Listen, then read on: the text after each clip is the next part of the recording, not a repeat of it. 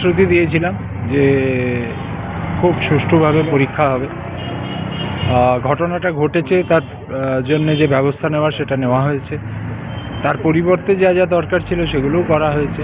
এর থেকেই যেটা প্রমাণিত হয় যে আমরা কোনো আনফেয়ার প্র্যাকটিসকে বরদাস্ত করব না, এবং সেটা শুধুমাত্র ছাত্রছাত্রীদের প্রতি বা বহিরাগত কেউ ঢুকে পড়লো তাদের জন্য হবে না।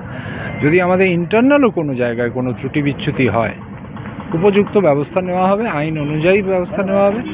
সরকার আমাদের যে প্রভিশন করে দিয়েছে, যে ব্যবস্থা আছে, আমাদের শিক্ষা দপ্তরের যে ব্যবস্থা আছে, সেই ব্যবস্থার মধ্যে থেকে পর্ষদ কাজ করে এবং আইনের মধ্যে থেকে কাজ করে। পর্ষদ অটোনমাস বডি, কিন্তু অ্যাট দ্য সেম টাইম পর্ষদ সামগ্রিকভাবে সারা রাজ্যের যে ব্যবস্থা, সেই ব্যবস্থার নজরদারি করে, দেখভাল করে।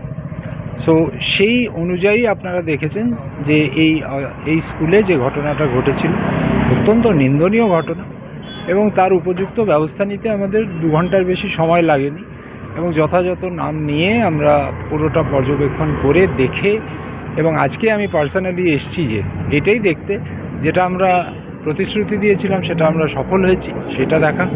দ্বিতীয়ত অ্যাকচুয়ালি ঘটনাটা যেখানে ঘটেছে সেটা দেখে যাওয়া, যাতে সিদ্ধান্ত নিতে সুবিধা হয়, এবং আমি পরবর্তীকালে যারা তদন্তে থাকবেন তাদেরকে যাতে আমার যে দেখা, আমার যে অভিজ্ঞতা সেটা বলতে পারি।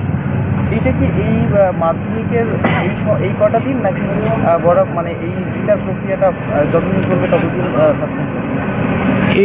এটা পদ্ধতি মেনে, আইন মেনে প্রক্রিয়াটা চলবে। মাধ্যমিকের জন্যে নয় ব্যাপারটা, এটা সাময়িক কোনো স্টেপ নয়, এটা একদম সুদূরপ্রসারী এবং সুনির্দিষ্ট পদ্ধতি মেনে কাজটা। আজকে বিভিন্ন জায়গায় ঘুরছেন, আজকে কেমন চলছে গোটা রাজ্য জুড়ে পরীক্ষা? রাজ্য জুড়ে পরীক্ষা ব্যবস্থা সত্যিই খুব ভালোভাবে হচ্ছে, এটাই আমাদের কাছে খবর, এবং আমরা খুব আনন্দিত যে আমরা যে চেষ্টাটা করছি সেটা প্রতিনিয়ত আমরা উন্নততর পরিষেবা দিতে পারছি। বাচ্চাদের যে অ্যাম্বিয়েন্সে পরীক্ষা দেওয়ার কথা, সেই অ্যাম্বিয়েন্সে পরীক্ষা হচ্ছে। একাধটা হয়তো বিচ্যুতি ঘটছে, সেগুলোর আমরা প্রতিকারের ব্যবস্থা করছি, এবং আমাদের যারাই সে টিচার বলুন, এইচএমরা বলুন বা অফিসাররা বলুন, যারাই যুক্ত আছেন সম্পূর্ণ পরীক্ষা ব্যবস্থার সঙ্গে, তাদের যে সুনির্দিষ্ট যে দায়িত্ব, সেই দায়িত্বটা খুব ভালোভাবে পালিত হচ্ছে, এটাই আমরা দেখে বুঝতে পারছি।